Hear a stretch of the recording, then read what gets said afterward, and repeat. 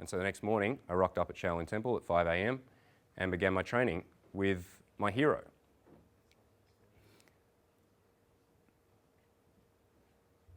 The people who get success in life in whatever area are the ones who just go out and fucking take it. The ones who sit back and plan and wish and dream. Stay that way. And you guys have seen many examples of this over the conference, of guys often who are incredibly young, who have achieved amazing things in their lives, who fast-tracked well past other people who may even be better qualified in the area, but didn't have the balls to just go out there and take it. I had a very, very clear dream. I wanted that more than anything else. And I found myself, by good karma or some circumstances or whatever it was, in a situation where I had one shot. And so straight away I called my teacher back in Australia and I explained, look, I've been offered to train tomorrow morning with De Chow and I know I'm not supposed to be here, but he's like, all right, do not fuck this up, Jamie. You got one shot at this. And so I took it and I didn't fuck it up. And it changed the course of my life because what I learnt there and in my subsequent visits and all the training that I did before and after that gave me what I describe as the basis for my success in this area. I didn't realize at the time when I was in this temple hitting rocks and meditating and swinging weapons around that I was actually learning to become an amazing ladies' man. But I was, because I was developing the foundations of charisma, of presence, of intent, of a core understanding of who I actually am. And when guys talk about this in the seduction community about, okay, well, be yourself, that's in some ways the best and the worst advice you can ever give somebody. It's way too ambiguous to really make any sense. It's like, be yourself, well, when are you not yourself? Are you guys being yourselves right now? So they're like, I don't know, am I? It's getting all too existential for me. We're always being ourselves, but what we're actually not being is we're not being all of ourselves. And we have generally a fairly limited idea of what it is to be ourselves. I always tell guys, find out what else you are. Because you're an infinite being with amazing potential. You can try and be and do anything. There are all sorts of behaviours that maybe you haven't tried yet, which you can try out. And that's why when I get guys coming in saying, well, I like the idea of direct, but that's just not me. Or I like the idea of sort of letting go of the lines and sort of being more natural, but I just feel like that's not really me. That's bullshit. That's simply that you haven't experienced that part of yourself yet. And sure, there will be some things that are not you, but as other speakers have said, we'll test that out a few times and see where it takes you. In my mind, the first thing that you must have in order to move towards being natural with women is you must have presence and awareness. This is the first thing I teach guys. I like all the companies, we get guys in with the chicks. It's like, you want to fuck chicks? Come over here, we got chicks. And then when they come in, they suddenly find themselves meditating and they're like, are we getting chicks yet? I'm like, patience. First understand self, then girl come.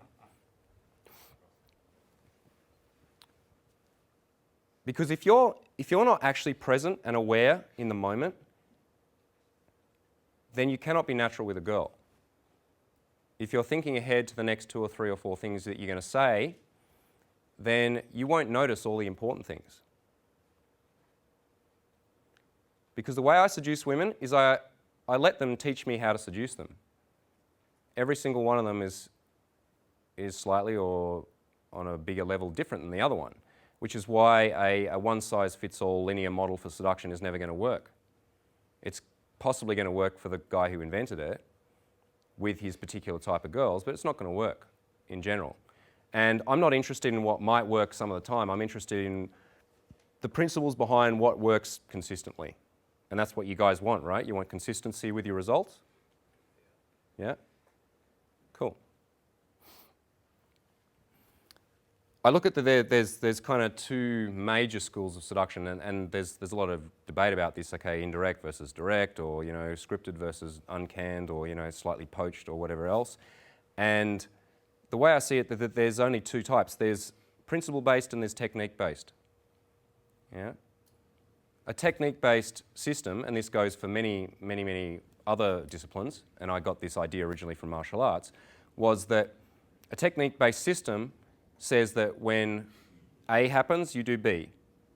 Okay? When D happens, you do E.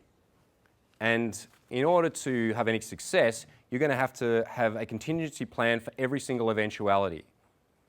And that's really, really impossible to do effectively and consistently in seduction because there's so much variation in what might happen.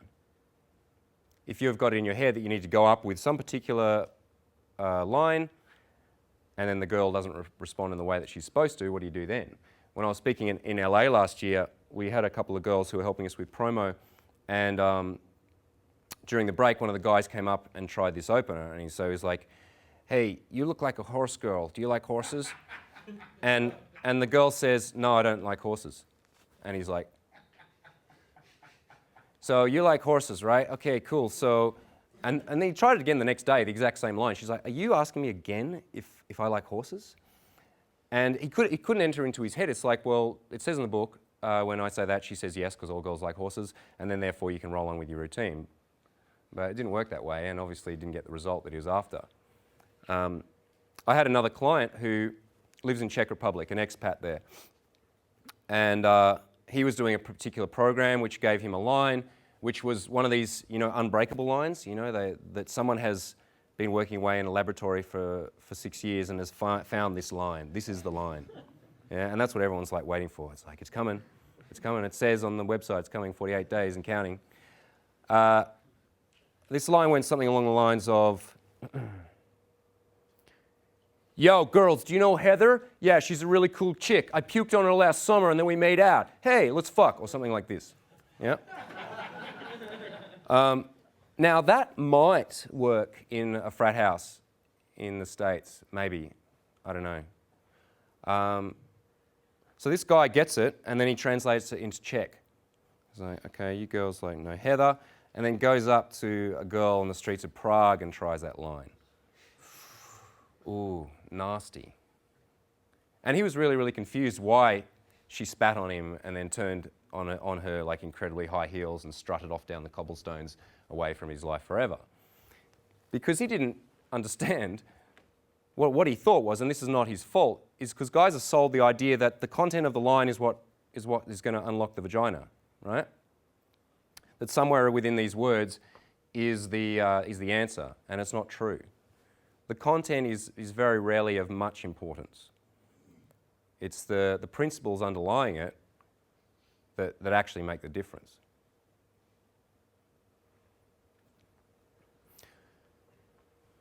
Okay, so Sasha's a funny man. We all enjoyed his speech previously, yeah? And I've been wanting to meet him for a long time. I've been really enjoying his stuff. And what I was thinking about when I was watching him was here's an example of a principle that we teach at the Natural Lifestyles, which is the concept of pressure and release. I pump a lot of pressure onto people when I meet them, girls and guys. Yeah? I have an ability to lock eyes with somebody and draw a lot of investment out of them. It's because I'm very, very demanding with the people that I'm with. I demand their attention.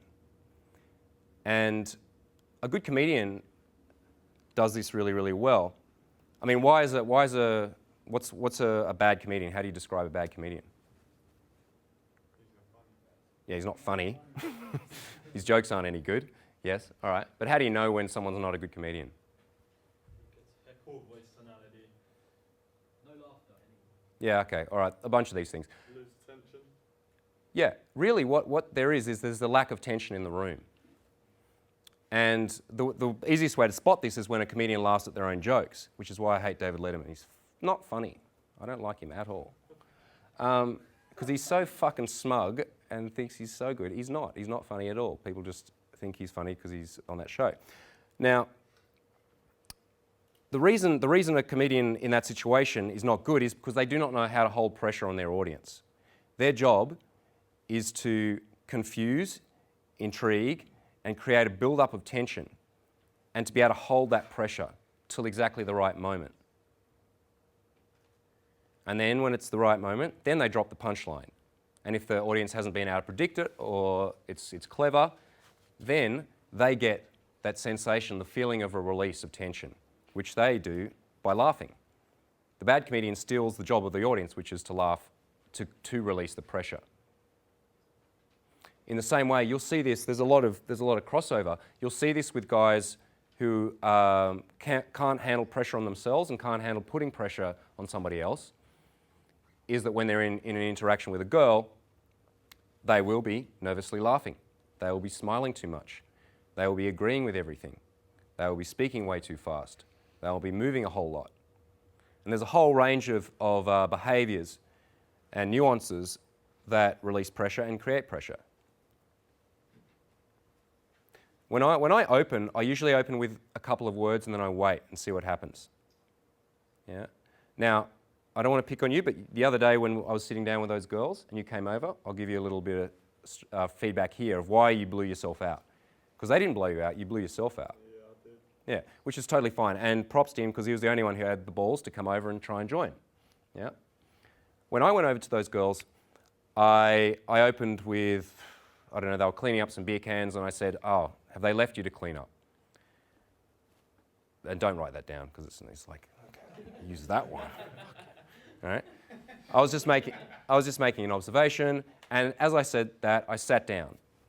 And then one of the girls was like looking at me all weird because like she's 19 and there's a whole range of her friends around and there's this old hairy dude come and sat down next to them.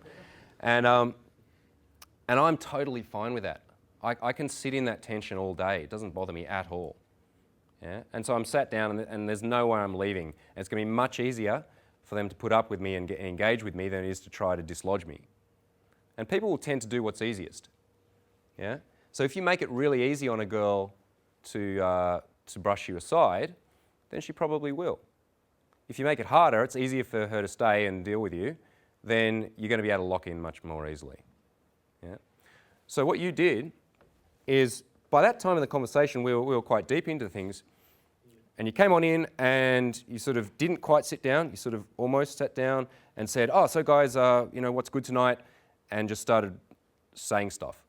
And the girls were looking like, because it didn't look like we knew each other, there was no context, it made no sense. You were saying stuff and they, of course, didn't respond straight away, and so you got freaked and you left. Yeah? All right. Which is totally cool, you know. We've all been through this many, many times. The amount of times I have been brutally rejected in order to get to the point where I can sit in most pressure, you know, is something that you guys are going to have to go through.